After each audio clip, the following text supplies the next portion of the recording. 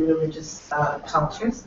And her work really moves between two very different poles. On the one hand, she studies the religious culture of Orthodox Slavs, with an emphasis on the medieval and early modern periods. And on the other hand, she has a strong interest in modernism and postmodernism, and she works on vocal. And her first book came out of the University of Chicago Press in 2008, and the title is All the Names of the Lord, Lists Mysticism and Magic.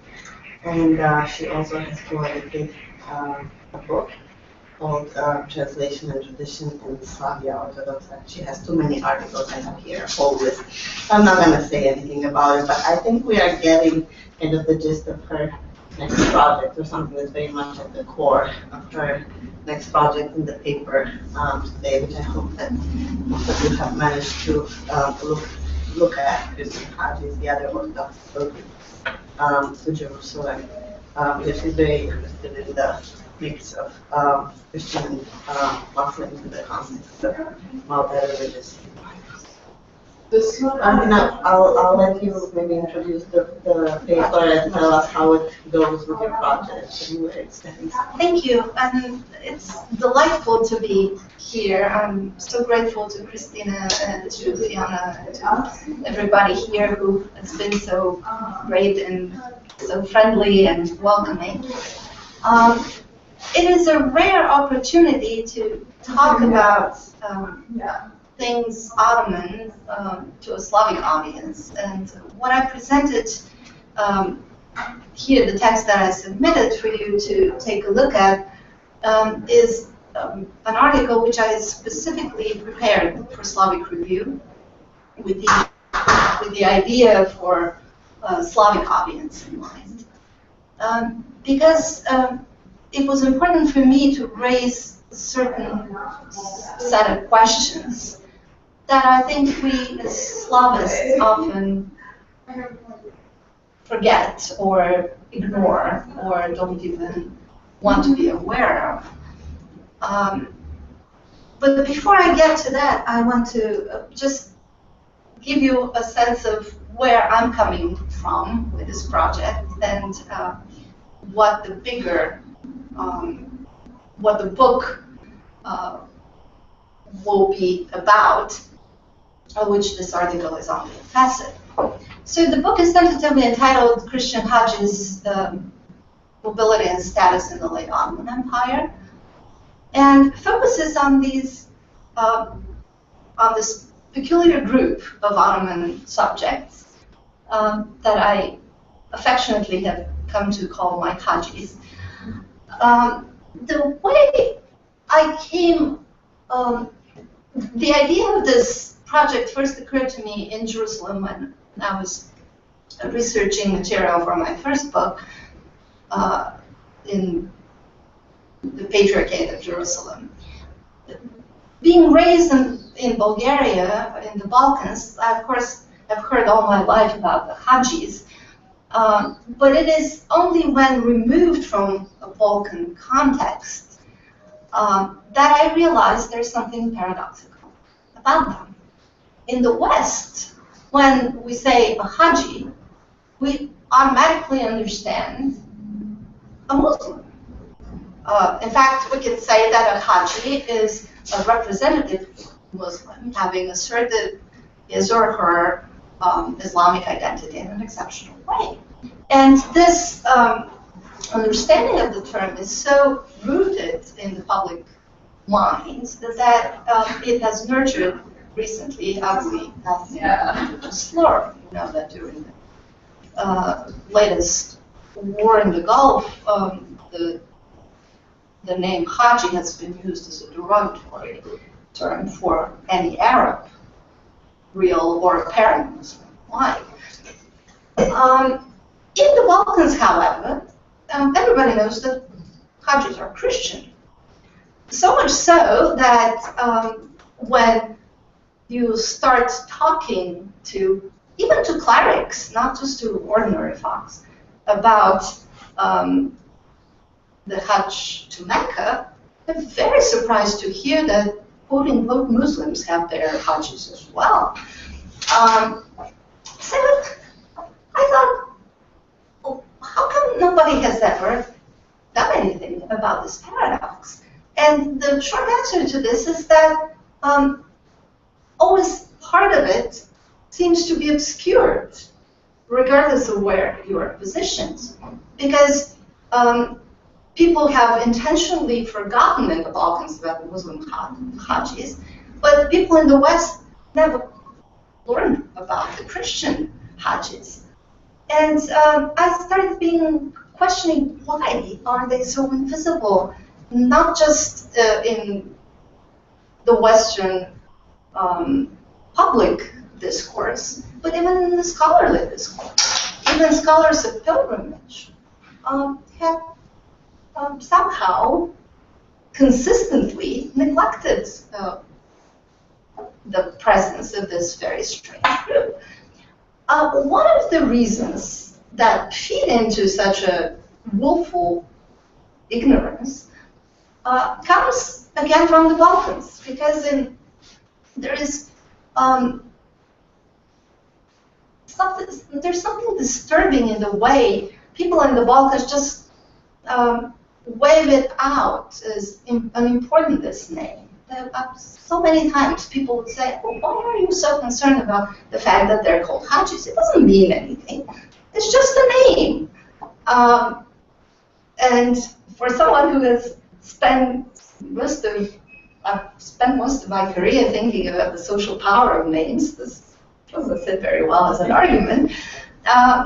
So everybody seems to be concerned, to be convinced that it doesn't matter what they're called. The important thing is that they're Orthodox pilgrim to Jerusalem, and from there follows that they must do in Jerusalem the same thing as any other Orthodox pilgrim would do, and therefore they don't merit any more attention.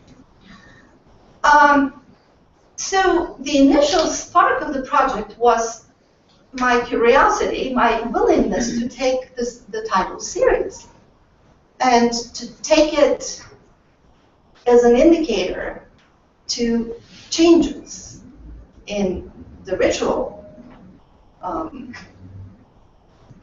system of the pilgrimage to Jerusalem, and possibly to the social meaning of this ritual or the practices related to it. How many of you had a chance to read what I posted?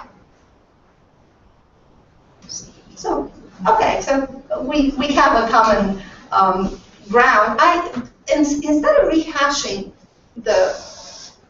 my argument, I want to draw your attention to 2 points that are particularly important for me, and I would like to have a conversation revolve around them. So why do I think that it is important to bring this particular group to the attention of Slavists? I think that it's an excellent case to challenge us to revisit certain assumptions that are so deeply rooted not only in political practice, but also in scholarly practices. And first and foremost, this is the assumption that there is a homogeneity of Orthodox people. That we can talk about Orthodoxy in an unspecified way. Because the Orthodox community is immune to historical change.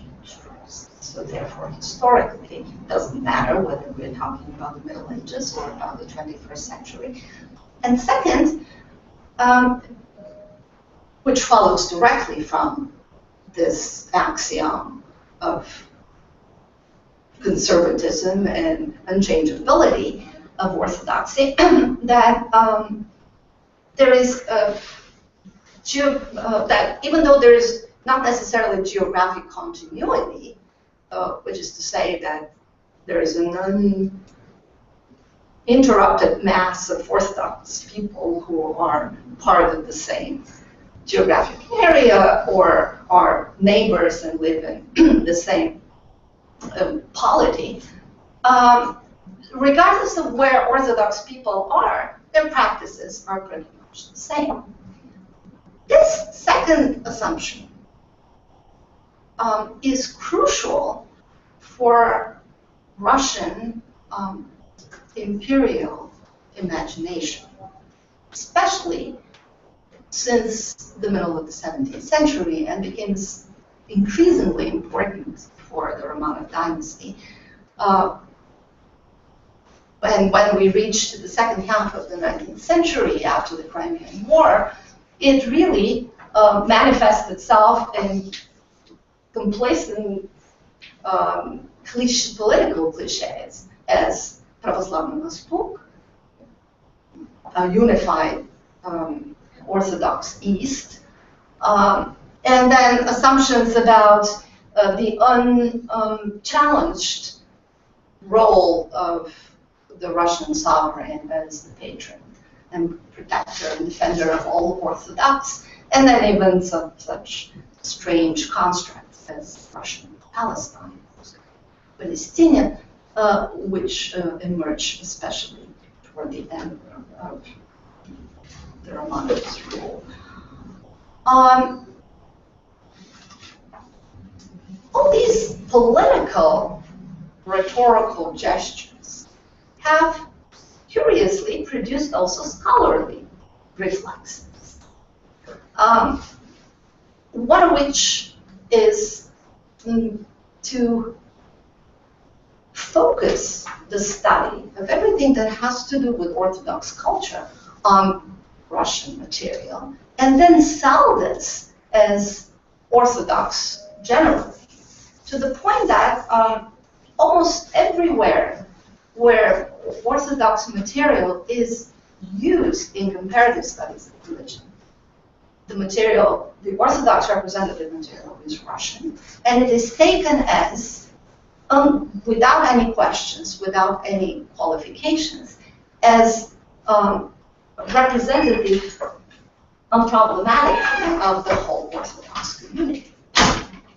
So, my case, which you can, if you have read the piece, know that it shows glaring discontinuities in religious and cultural practices of Orthodox people within the abode of Islam, specifically within the Ottoman Empire, and Orthodox communities in the Russian Empire in the 19th century, challenges this assumption, just illustrates that it's a construct and not reality, and then prompts us to further probe whose interests it accommodates, and what are the consequences of the distortions that it produces. So I think that I will stop talking here and open the floor to questions. I really would like to have it as a conversation rather than as a lecture. And I have material, so please do ask questions. If something is not clear or you would like to hear more about it, I really welcome such line of the discussion, and then that would give me an opportunity to also show you some pictures. Thank you, Valentina. If you can also say your name and maybe your affiliation or interest, or because we didn't go around the room at first, so we'll do it now as you ask your question.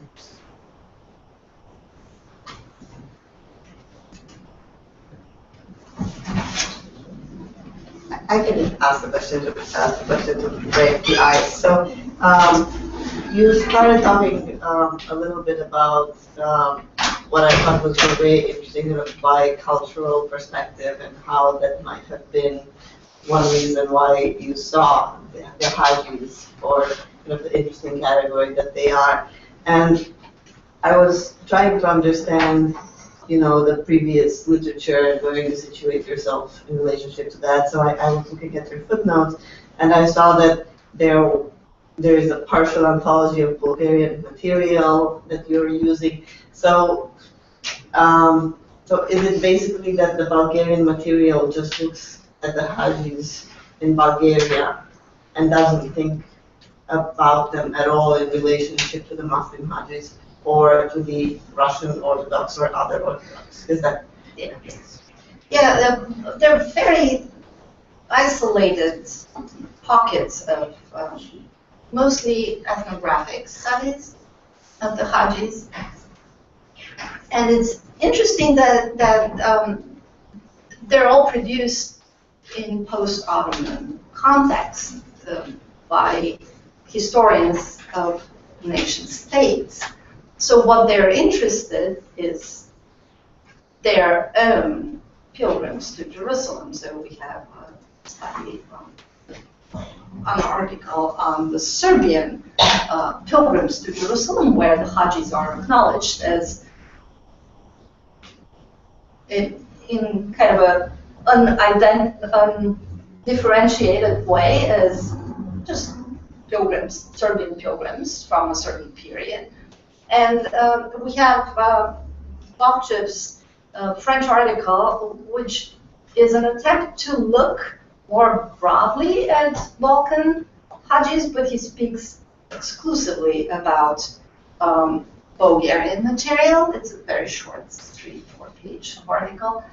And then we have this anthology, which is partial because it strangely ignores maybe half of the available material in Bulgaria. It's a very biased anthology which came out in the 1980s. It looks not, well, again, the focus is very national. There is no consideration of what the other Orthodox do and how our Bulgarian Hajjis are situated there. There is not a single word about the Islamic context at all. And it is geared more toward critique of the Hajjis from some Marxist-Leninist perspective as representatives of the conservative bourgeois, the emerging bourgeois part of the nation who were resistant to the national liberation movements and who were collaborators with the Ottomans. So it has a very particular slant, but it's useful nonetheless. They have collected. So I think, to me at least, and I wonder if people feel the same way, your introduction, what you just said, 10 minutes ago, about how you gained this perspective on your material was really eye-opening. And I didn't see that from the paper. So maybe in the larger project, in the book, you have that in an introduction. But if you consider this as a standalone piece for the Slavic review, it might be good to have that. Because it wasn't clear to me to what extent this perspective on the Hajjis was already in the sources. It wasn't clear to me where your contribution came in. And when you explained in the introduction, it became clear immediately. It's so strange because when you work on a project and there are so many things that you think are self-evident and you forget that people don't know about them. Right, especially, there are sources in 3 different languages. I haven't read them. I don't know what's in those sources. It's partial, it's Marxist. I didn't know that they hadn't seen that perspective before. One of the things that I really don't want to do with the book is to present this as a lacuna in kind of an empirical way that, there is a group of pilgrims who haven't been studied, because so what? The fact that they have been ignored doesn't necessarily translate into scholarly merit of the project. But in my desire to emphasize other aspects of the project, I have completely gone the other way and kind of de-emphasized so And much. I think their methodological contribution is huge, right? This whole idea of bridging kind of Eastern scholarship with the Western, and they each have their blind spot, and you're able to bring them together. I think that's a huge contribution that you're making that I didn't see as clearly in the paper as I saw in it. Can you actually just expand on a little bit where this fits into the larger project? Because this sort of, instead of a conclusion section that you had at the end, was, I wanted that to be like as long as the rest of the paper. That was the most fascinating to me, and it seems like that's also where you're sort of speaking most directly to your Slavic review audience, and how this sort of relates to the view of Orthodoxy as Russian Orthodoxy being central to that. So anyway, is that going to be, a larger, expansive part of the book project, or how do you see it? The more the project develops, the less I'm inclined to include in the book the comparison with the Russians. I would like to keep it as a foil, but it just, there are so many areas that are completely unplowed through, uncultivated, that this project relates to, that it will become too much for a single study. So I still haven't decided on that. Initially, it was supposed to be a dual comparative study. So starting from the assumption, okay, let's take the title serious. And in order to check and assume that it points to a real transformation of the very concept of Orthodox to Jerusalem and to the practices related to it in Holy Land, and then to the social meaning of these practices back home. In order to test such a hypothesis, we necessarily have to go in two different directions. First, consider how what I call the Christian Hajj relates to the Muslim, the real Hajj, the Hajj to Mecca, which requires a detailed comparison of practices and their social consequences. But then, in order to map out the Ottoman parameters of this phenomenon, we also need to use as a corrective the other Orthodox, the Orthodox pilgrims outside of the Ottoman Empire, or more broadly outside of the abode of Islam. And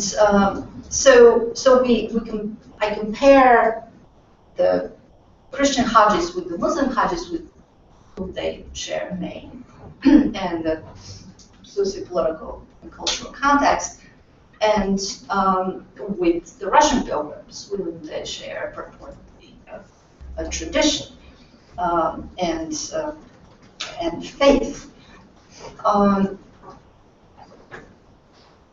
But the Ottoman context of these transformations turned out to be so intricate and so new and so unstudied that the more I dig there, the more I'm afraid that there is more, just in this territory, more than a book can handle, can successfully carry, so that the readers are not completely overwhelmed.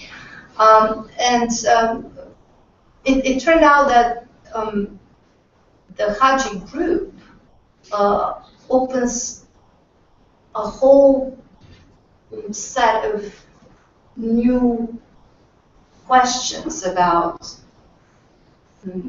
minority dynamic within the Ottoman Empire, institutional politics, particularly the relationships between the Orthodox establishment of the Ruhiyat and the Sultanate. What happens in Jerusalem is religious competition between the Greek Patriarchate and the Russians and the Armenians and the Latins, and then with the Muslim in Jerusalem, and how fiscal and political pressures cause affect the actual practices. So that's one whole pocket of stuff that I have to sort through. The other very important question for me is what happens with this with this symbolic capital that the Hajj accords the Hajjis once they return back to their community. A question which in the Russian context doesn't stand because the orientation is cultivated deliberately as being focused on the Holy Land, and the question of return is immaterial. And so it is with more or less any Christian pilgrim tradition. But here, there is such a strong connection between the Hajjis and the whole community, and it is very important to see how that this connection plays out in the post-pilgrim life of the Hajjis. One substantial difference between a Hajji and a pilgrim is that a pilgrim is a ritual designation. A pilgrim is a pilgrim only while the pilgrimage lasts. A Hajji is a Hajji forever. So once you bend to the holy center, you remain a Hajji for life. So right there, the Muslim influence on the Orthodox practice necessitates a very different relation to both unity and time.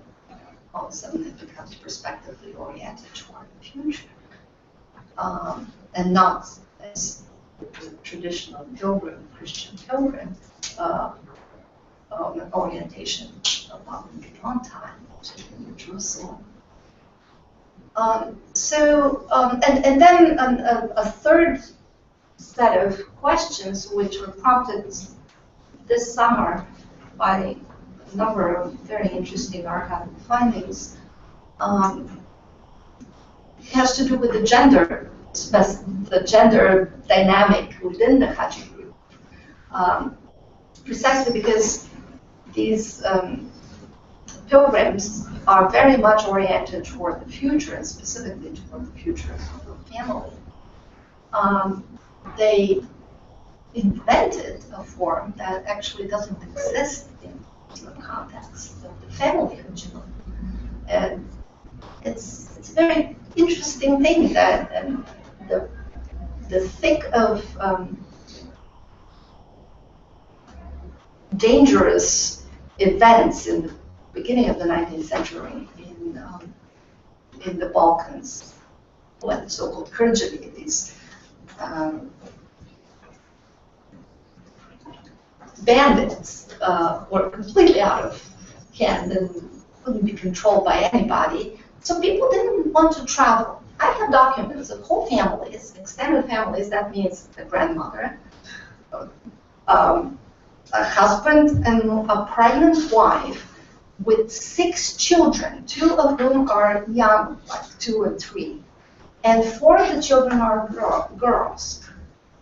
So this whole bunch travel from almost the Romanian, almost from the Danube, all the way to Jerusalem.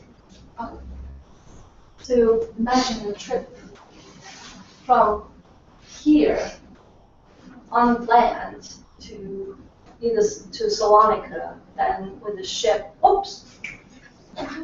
Fiona told me to be careful.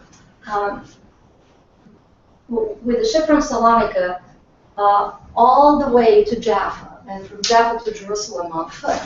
Can you imagine taking your pregnant wife, 7 children, an old mother, and so women began to participate in these adventures and acquired their own status. And then I discovered all these materials about honeymoons and about births in Jerusalem. So you go and wait in Jerusalem, being pregnant, to give birth there, and then travel all the way back with the newborn, which opens up new horizons, I think, in the study of Orthodox pilgrims from a gender perspective. And I would like to engage in these questions as well. So more and more, the Ottoman material has become so thick, and the more I think, the more it seems that the Russian material will just stay there as a foil against which I unfold the narrative about the Ottomans, and leave it for maybe another article afterwards. For the purposes of this particular article, I couldn't have more about the Russians because it chronologically has to come second after the explanation of the connections to the Muslim model. So maybe it just calls for continuation. Just a clarifying question. In what form does the archival material come from? The one, how do you find it? Is it autobiography? Oh no, most of them are actually letters. It's surprisingly, I came across letters that are exchanged between members of the family who have stayed in the Balkans and family members in Jerusalem who are waiting for the birth of their child, or just staying for several months and using other pilgrims who have newly arrived. They receive news from their families in Romania, and then send news about, especially about the birth of a child. That's very important. So they're letters that document such events. The material about the honeymoon is a reported narrative. It's not written by either the husband or the wife, but is reported by their grandson as an oral family story. A bunch of other things that I discovered are, again, either newspaper articles or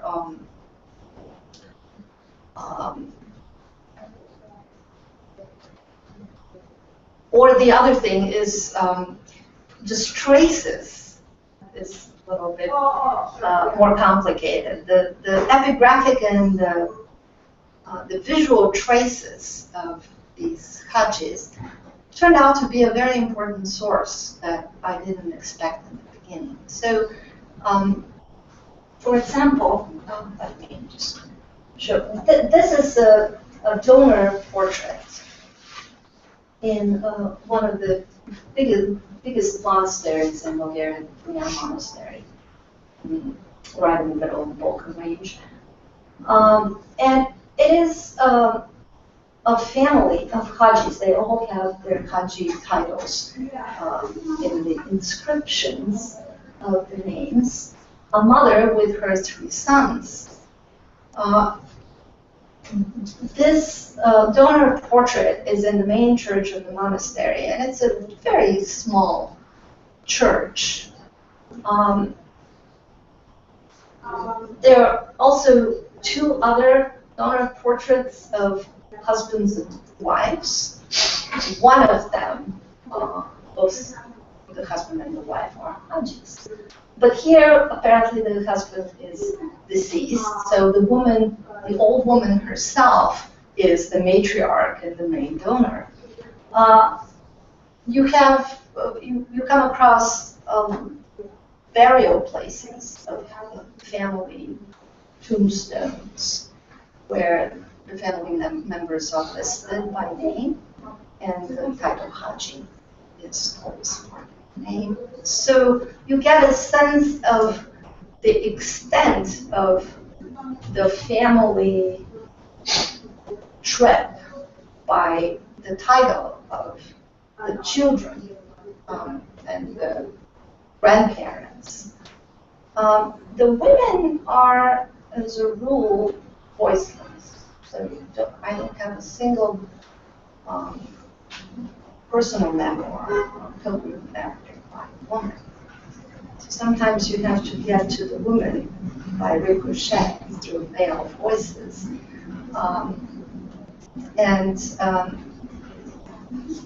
It's interesting when the women come up. I have one case that I consider to be particularly telling. A very short pilgrim narrative by a man who traveled with his family as a teenager. His father was an acquaintance of another man who was traveling with his family as well.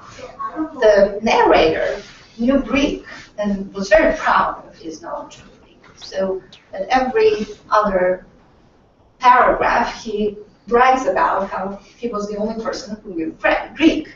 And in this context, he mentions that this other family's daughter, who didn't know Greek, was preparing dinner while they were waiting in Jaffa to leave for Jerusalem. And she was boiling eggs for her parents and siblings. And because she was taking them from the boiling water by their hands, she would say, "Pari, pari," which in Bulgarian means it works, it works.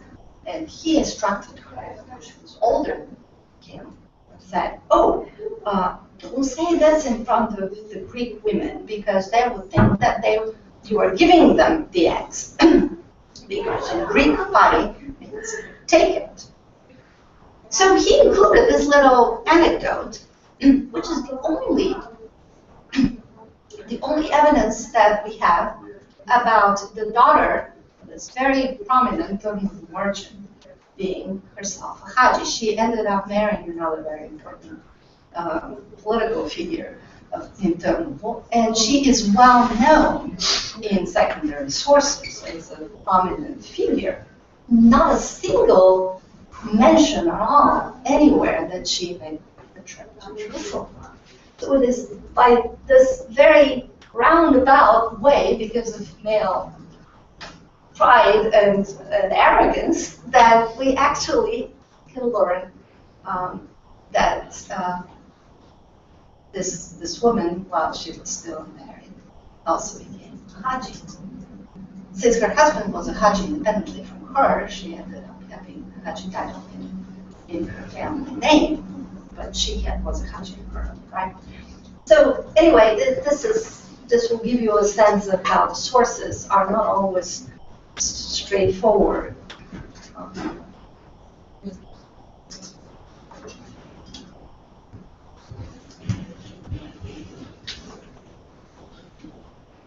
My name is Yael Frolic. I'm a joint student between history and Hebrew Judaic studies. Unfortunately, I did not know if there was a paper posted, so I haven't gotten a chance to read it, but so I'm sorry for that. But I guess I was wondering, in terms of the Muslim Hajj versus the Christian Hajj, does it differ at all in terms of what they're trying to achieve on that Hajj? Like, what is the religious motivation?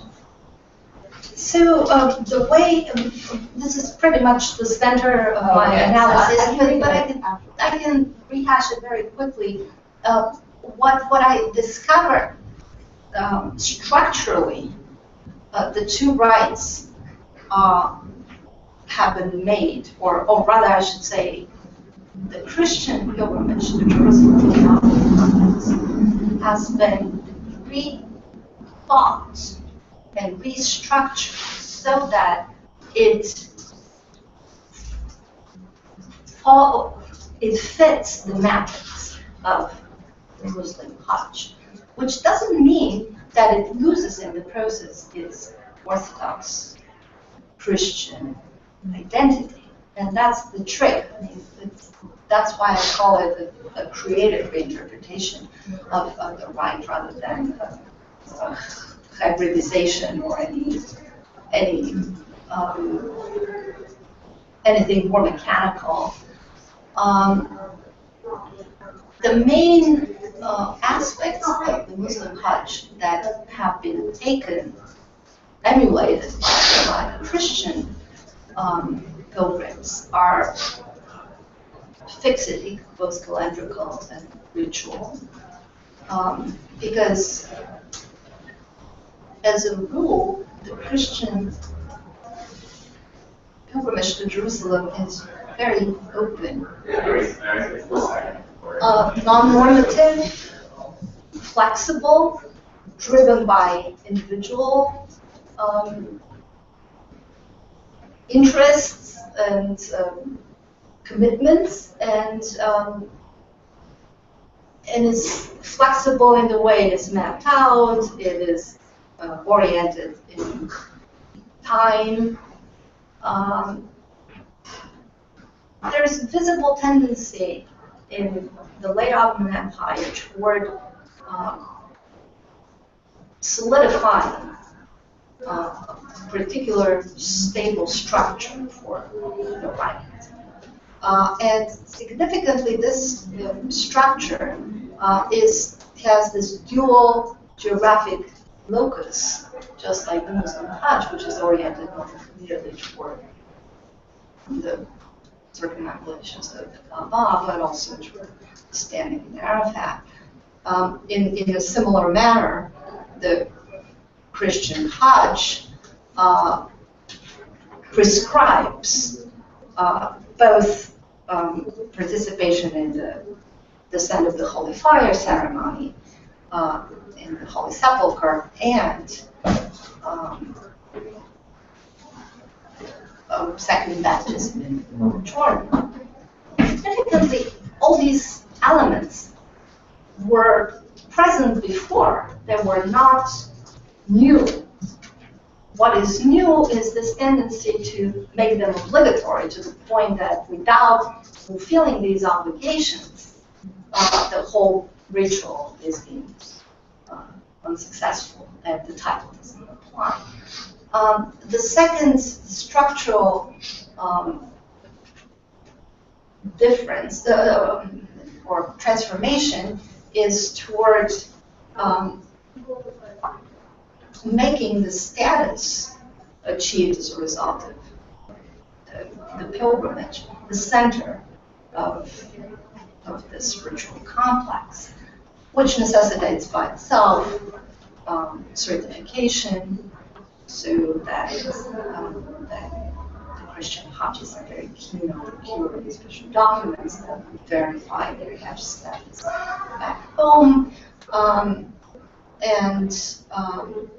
And the third is the strengthened connection with the whole community, which manifests itself ritually in ceremonies for welcoming the Hajjis that culminate gift exchanges that strategic and structure the community and its hierarchy. One of the most striking similarities that I find and that haven't been explored is between see, this is the ceremony of the Holy Fire. So the Colloquium, the little church inside the Holy Sepulchre, is the Holy Sepulchre proper that houses the tomb of Christ. And the holy fire is supposed to descend from the opening cupola of the bigger church onto the grave itself. But you can see this is a contemporary picture of the Orthodox believers who are standing around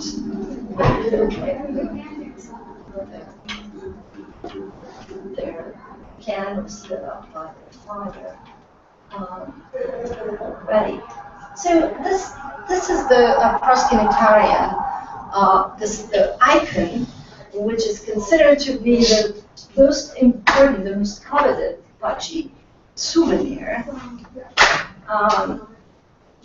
but also serves the purpose of a Hajji certificate back home, because the name and the title of the Hajji is prominently inscribed in the certification rubric here. So they would buy these canvases from Orthodox Arab workshops in this holy city, and it's a very rare case of canvas icons, traditionally Orthodox icons. They're painted on canvas so that they can be easily transported inside the tubes. And they're generally three-part height in composition. The central panel depicting the Holy Sepulchre and the descent of Holy Fire, with the candles on the grave. And the left panel is dedicated to the Theotokos and to Christ, with multiple scenes from the sacred history that relate to specific locations in Holy Land. But most all icons have this little rubric, this medallion, which has a trapezoid inscription, Hajji, and blank, for the name to be filled in, bow down to the holy grave or the holy tomb of Christ in the year, and then the years are usually part of the block inscription because they're produced in batches. So the Hajji would bring this icon home, and either would display it in his or her house, public quarters of the house, or donate it to the local church. Either way, it is a public announcement for the successful completion of the Hajj, with the name and the title prominently displayed for everybody to see. So functionally, it's similar. Oh, you can see that this a much more elaborate and much more expensive proskunitarian in its normal context, in the living room, sometimes covered with red curtains, and here blown out certification rubric. But functionally, they are rather similar to the Muslim Hajj murals, which are very typical for Egypt today, but which historically have been found in Eastern Mediterranean all the way to Palestine, from Morocco to Palestine. These Hajj murals, very rare form of iconic Muslim art, consist of depictions of the Kaaba in Mecca, the pilgrimage itself, and sometimes the other sacred sites in Muslim Holy Land. They can be seen on facades of houses, but also inside the public quarters of a Hajji home. And their function is exactly the same as the function of a proskynitarian in its domestic context. Announcement for the successful completion of the Hajj, a member of the household in the Hajj, and creating a holy center within the domestic space that connects it directly to the holy. And I can talk more about baraka or lugia, the blessing that is associated with the holy centers in both cases, as the anchor on which this cultural ritual analogy is focused. But you can read more. Yeah, I will read it.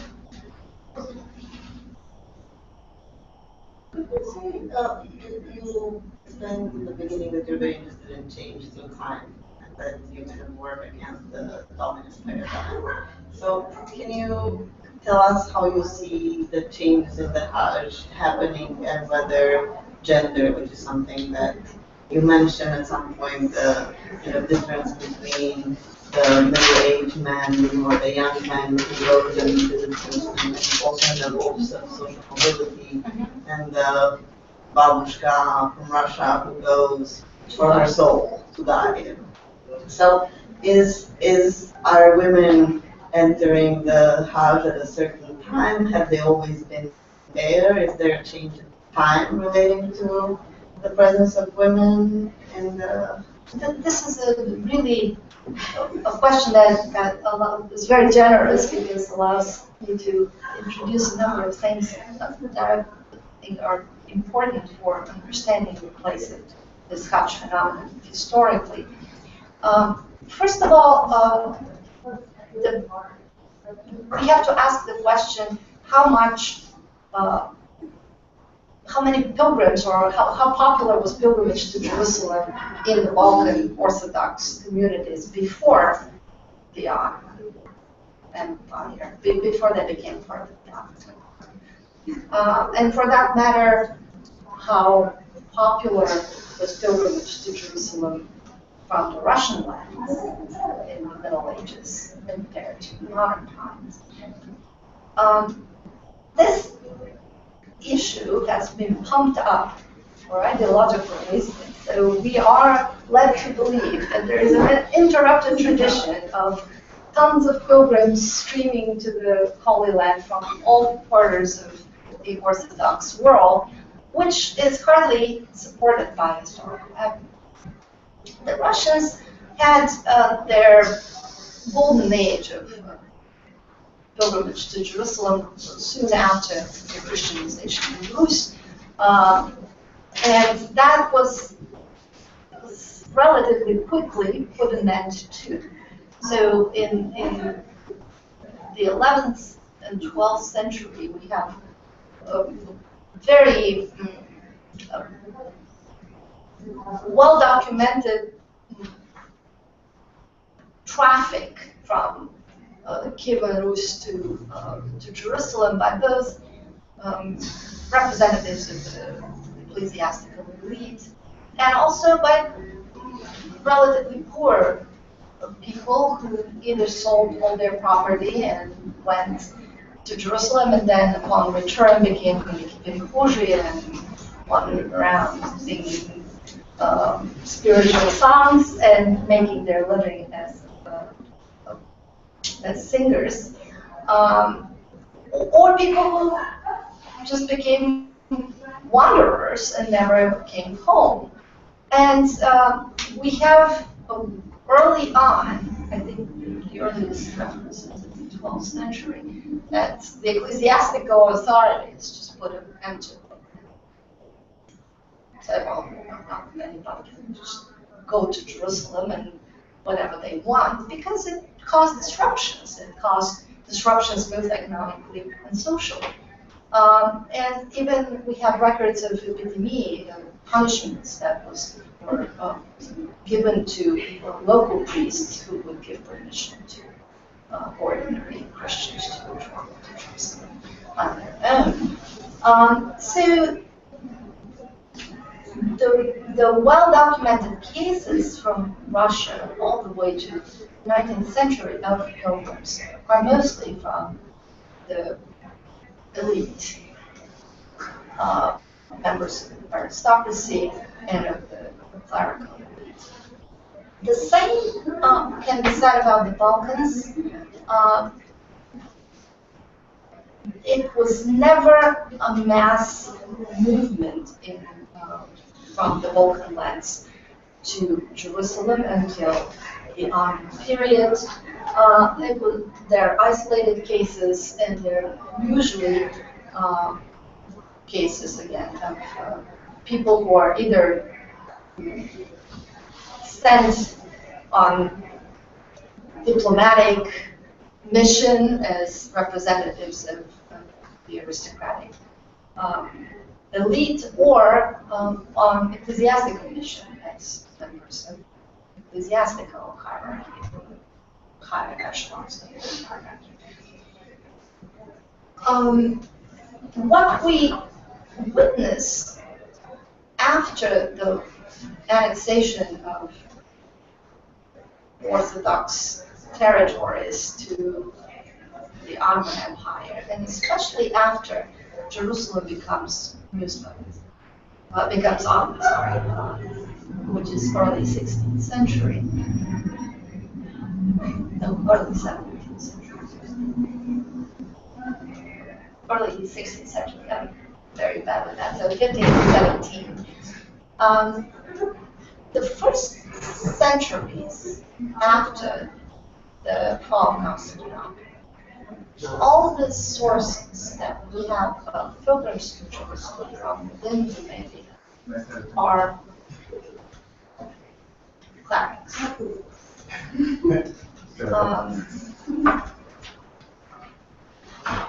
And then the situation changes in the 18th century when the already well-to-do, already establishing itself elite of merchants and moneylenders and craftsmen who are particularly well-to-do discovered the Hajj as a possibility for them. So if we are to think about this phenomenon in historical terms, we might say that initially the appropriation of the title Hajj and the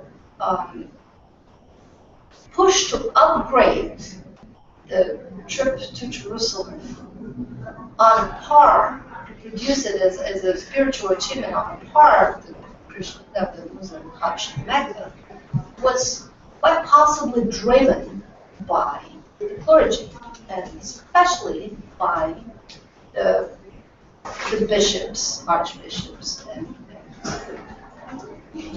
metropolitans associated with Constantinople. But at a certain point, the lay people have the needs and the vested interest in raising their social standing in their community, or legitimating their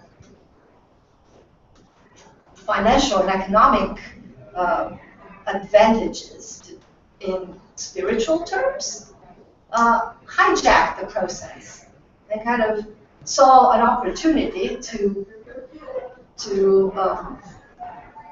claim it for themselves and rethink it as a possibility for social and then political distinction, as a road for political social distinction for themselves. As part of this process, we see the emergence of this family ritual in the early 19th century, because the reorientation becomes not for individual distinction, but for the distinction of the whole family. And why is this possible in Rumelia? I'm talking over your heads, but the possibility of making the Hajjiluk a family, a possibility for family empowerment is opened by the patronymic. Very simple trick. You know what a patronymic is, right? So because virtually all ethnic groups in the Balkans have patronymics, the name of their parents is part of their whole name. So if the parent acquires the title Hajj, even if his children, if a father acquires the title Hajji, his children, even if they have never been to Jerusalem, will inherit the title in their names. So Ivan's son, Georgi, will be Georgi Haji Nov, or Georgi's Hadzi Ioannis in Greek.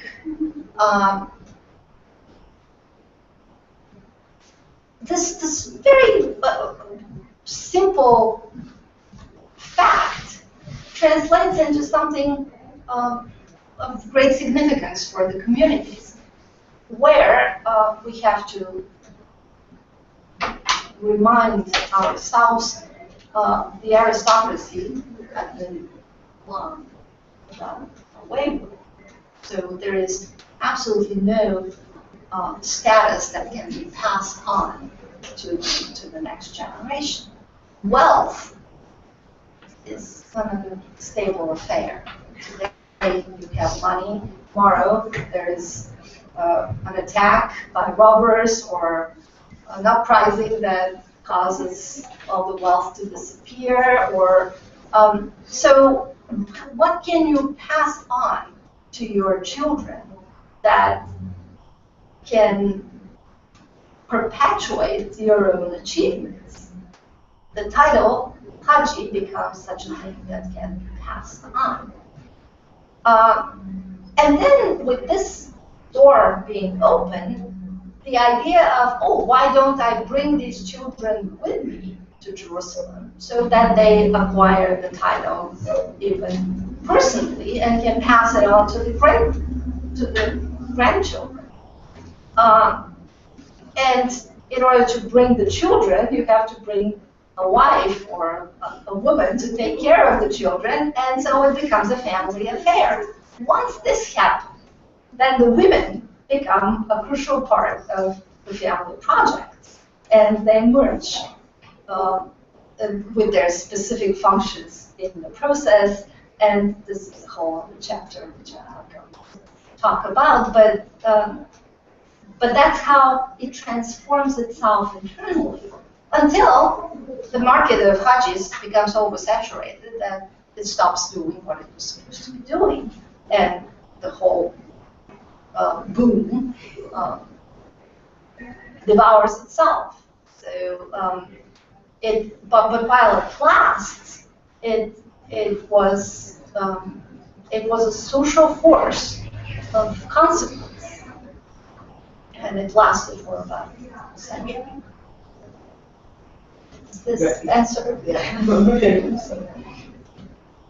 I just wanted to ask, it wasn't quite clear to me in the article where exactly this social force fits into sort of a larger hierarchy within the Ottoman Empire. So you mentioned that the Muslim Hajjis didn't get too much social benefit from coming back as Hajjis when they were at high levels of power structure.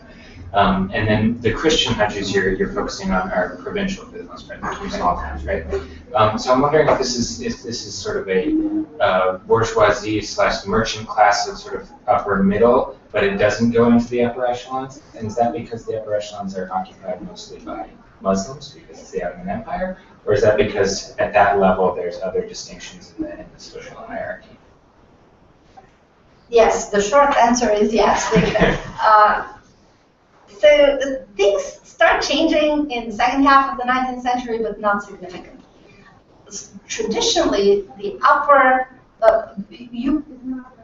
nobody could be part of the ruling elite of the Ottoman Empire. So that, and this is the prime reason that people from the Rum millet, just a religious minority within the empire, all the Orthodox people who were under the jurisdiction of Patriarchate of Jerusalem, the Patriarch of Jerusalem, were frozen in social immobility. They, by definition, had a very low ceiling for any of their social ambitions. So that structural situation prompts their creativity to look for ways to circumnavigate the severe social limitations of their position in the empire.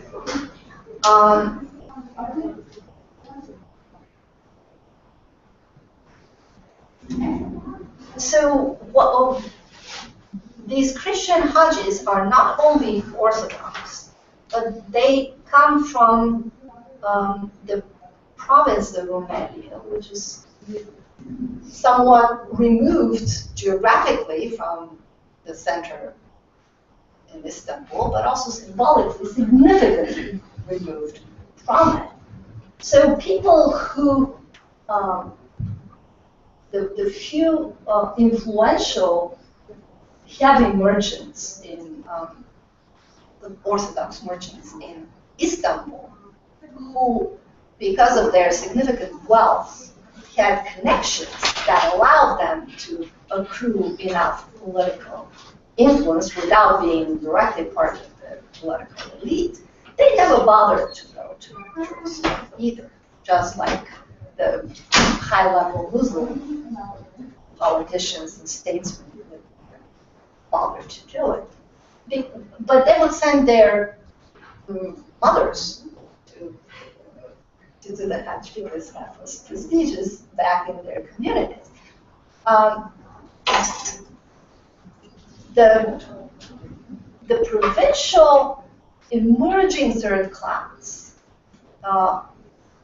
was very eager to establish themselves as Hajjis because it was important, first and foremost, for the intercommunal relations. Who would be the elder in the village and negotiate on behalf of the village with the local Muslim authorities? Who would be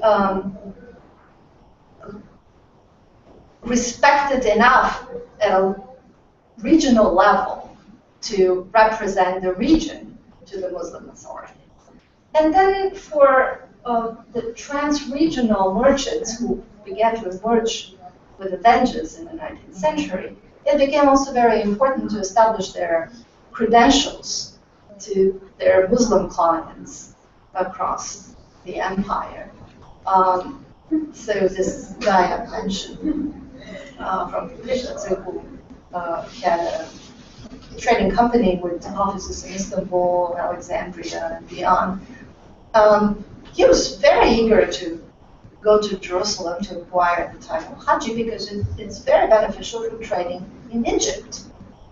People don't know where Pristica is, they don't know anything about you, they don't know how rich you are, but if they hear that you are Hajji, then they would trust you.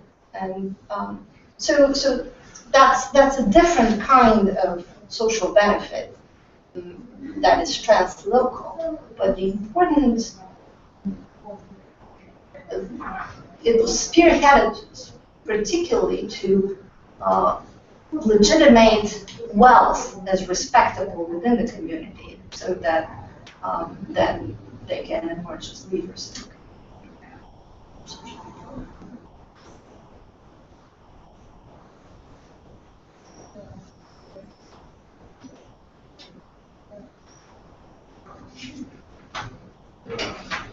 Most of you are very shy to getting the questions. I have 3 people.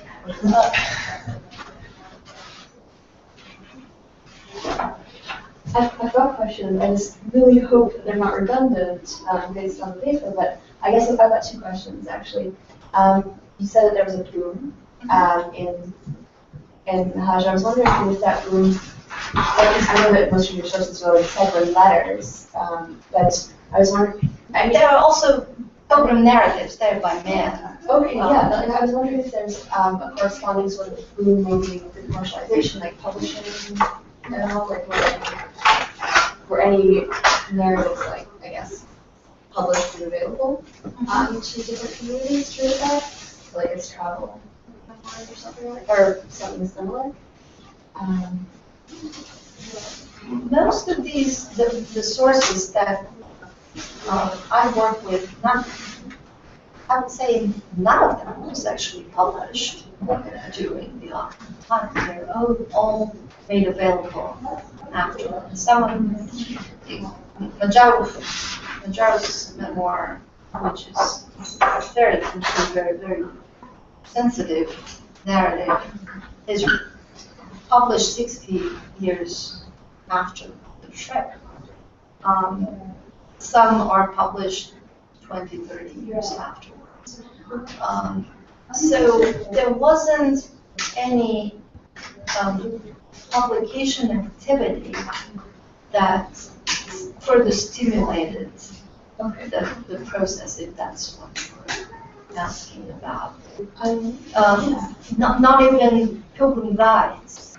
So again, if we look at Russia and see, because what is happening in the parallel to these events that I talk about in the Balkans, what is happening in Russia, particularly after the Crimean War, that Russia loses and which just falls explicitly about control of the holy places in Jerusalem, Russia reinvents its politics, or ideologically restructures its politics in the East, and backed on the pilgrims and started pumping up the a pilgrim movement,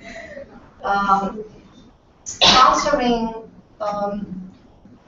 publishing brochures, advertising materials, giving discounts, selling discount tickets, having all sorts of prop events in villages all over the provinces during the winter time and other occupation. So it was really cultivated from above, religious propaganda to mobilize these, especially old women, to go on this trip in order to establish ultimately Russian presence in Palestine that gives them political capital and allows them then to launch this real estate project of acquiring property in Palestine and building what came to be known as the Russian compound in Russian Palestine. So there we can see how printed materials actually fed into the movement very clearly. Nothing like that in the Balkans. It was encouraged by exchange of gifts, by oral narratives, and by the sheer prestige of the individual Hajjis that the others witnessed and tried to aspire to appropriate themselves. And you, yes, second question. Yeah, my second question is, I mean, my main focus is Judaic studies, so or Jewish history. So I was wondering whether you come across anything to do with Jewish pilgrimage to Jerusalem. I'm so happy that you're asking this because it turned out that the title Hajji was used also by Jewish pilgrims to Jerusalem, and my sources are mostly linguistic because in Ladina there is such a meaning of the term Hajji as a Jewish pilgrim to Jerusalem who has prayed at the Well Mall. Very much unstudied. I tried when I was in Bulgaria this past summer to dig deeper, but I couldn't go deeper than the use of the title.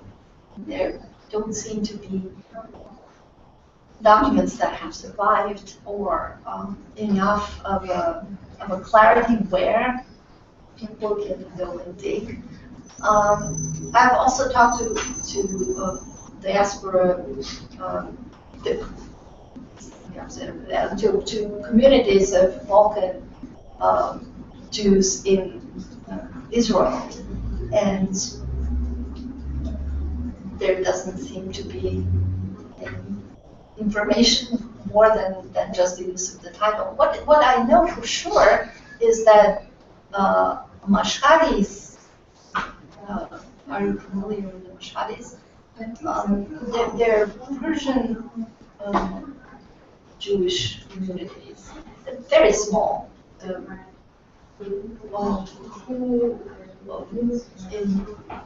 early 19th century, there were several pogroms against them, and in order to prevent further annihilation of the community, they performed accepted Islam.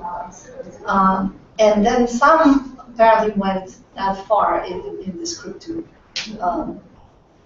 Jewish behavior to go all the way to Mecca to honor Hajj proper. So it's a very different case of a Hajji, but Hajji nonetheless. So they go to Mecca, become Muslim Hajji proper, and then on the return trip they go to Jerusalem, which is the standard practice in Muslim Hajj, and they stay there and reveal their uninterrupted Jewish identity and stay there. And there are two synagogues in Jerusalem. The two Mashhadi synagogues are both named after rabbis who have kept their Hajji title. So, but there it means something else. I mean, it's a monument of their very roundabout journey of upholding their Jewish identity. So this is the extent of what I've learned so far. But it's certainly a field that can yield something interesting in the future. That's very good.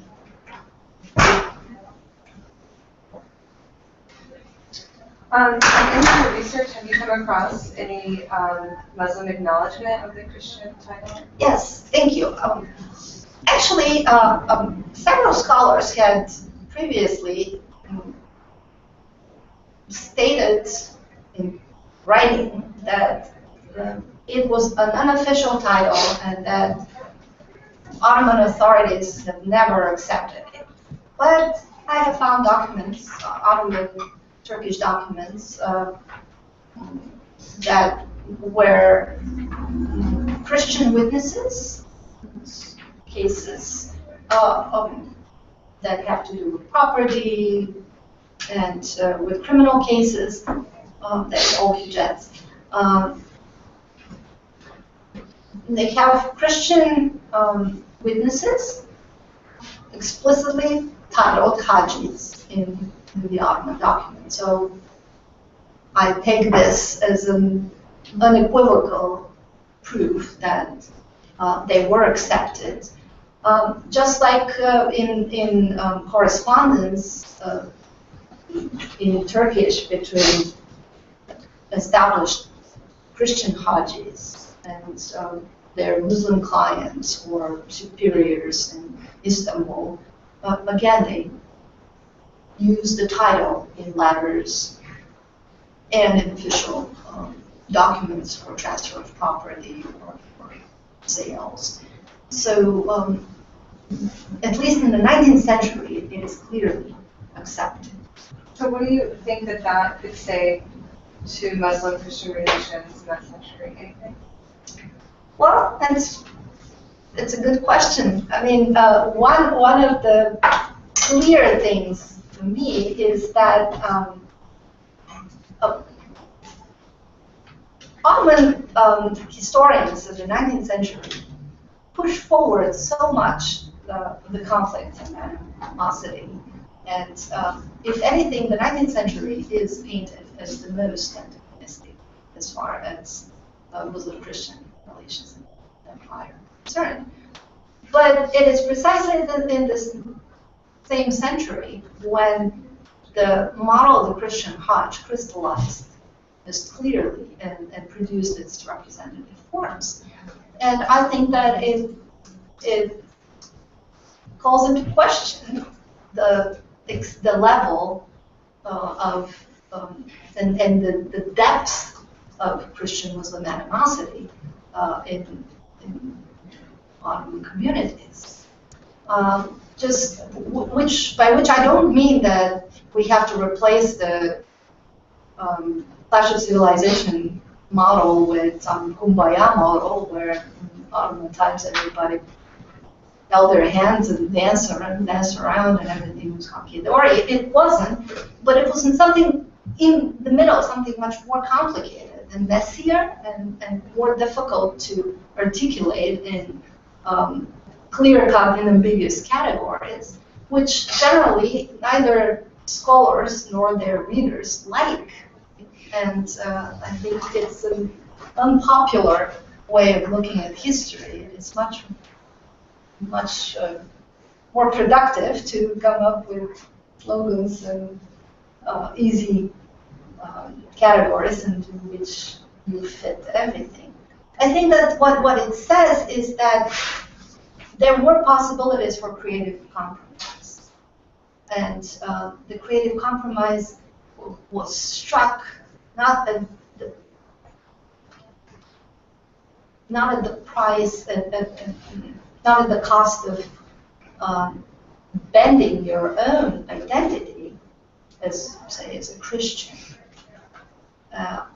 and compromising things that are really important for you, but finding zones where the two religious societies are compatible enough that where values and models create enough of an overlap for individuals to carve a niche for themselves, to unfurl their own ambitions, creative, religious, social, whatever. So some kind of a negotiation. I have this working metaphor of an overpopulated dancing floor, where the Ottomans are main figures there, and then the Christians want to find a place in the dancing floor, and the game is not to step on the toes of any Muslim, but at the same time to kind of negotiate a space where you can really dance and not just stand there and be pushed around. So something like that. That's a great thing. Maybe we can add on that event. Thank you. Well, thank you.